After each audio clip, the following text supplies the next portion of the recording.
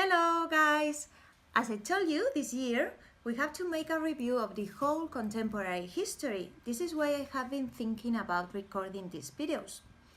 This would be the only way to study everything and continue working in class. Remember that you have to summarize the main information in your notebooks and continue with your tiki-toki timelines.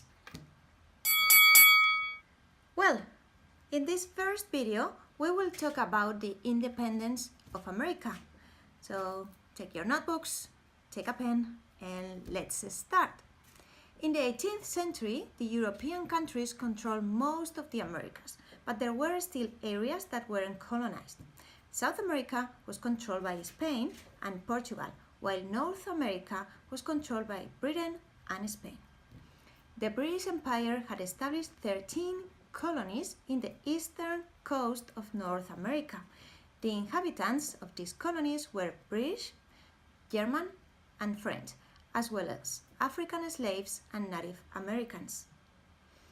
Apart from the fact that the governor of each colony was elected by the king, those colonies were mainly self-governed and were completely disconnected from the British policy. For example, they hadn't representation in the British Parliament, so they couldn't participate in the British decisions.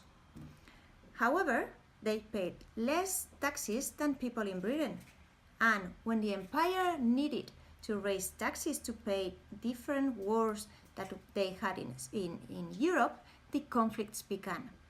Some of those new taxes were the Stamp Act of 1765, which required the colonies to pay a tax on legal documents, and the Tea Act of 1773, which gave the British East India Company a monopoly on the sale of tea in the colonies and taxed the colonies on other imports, such as paper or glass. By that time, the slogan "No taxation without representation" became very popular. The increase of taxes provoked different riots, and Britain sent more soldiers to control them. And in 1770, 5 people were killed during a riot. This event was called the Boston Massacre. But this is just the beginning. In 1773 took place the most significant protest, the Boston Tea Party, when a group of colonists dressed up as Native Americans went to the Boston Harbor and threw 342 chests of Indian tea into the sea. The British government then decided to punish everyone in Massachusetts and took away power from local and closed the port of Boston until the tea was paid.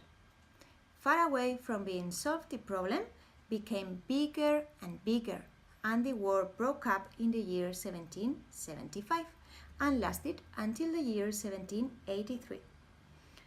The colonists who opposed the British government, called Patriots, formed an army under the command of George Washington.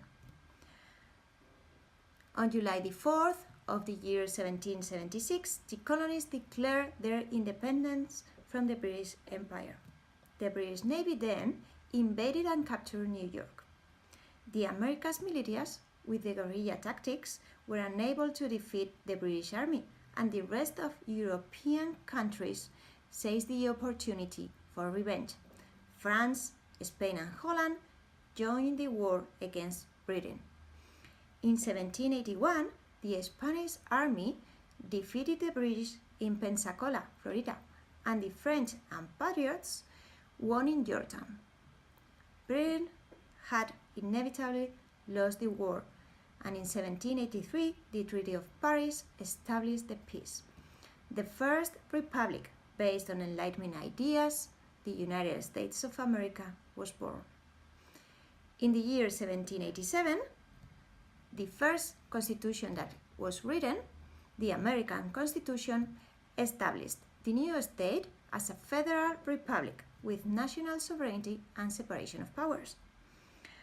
And that's all. This is a brief summary of the first part of the unit. The next video will be about the French Revolution. See you in class. Bye.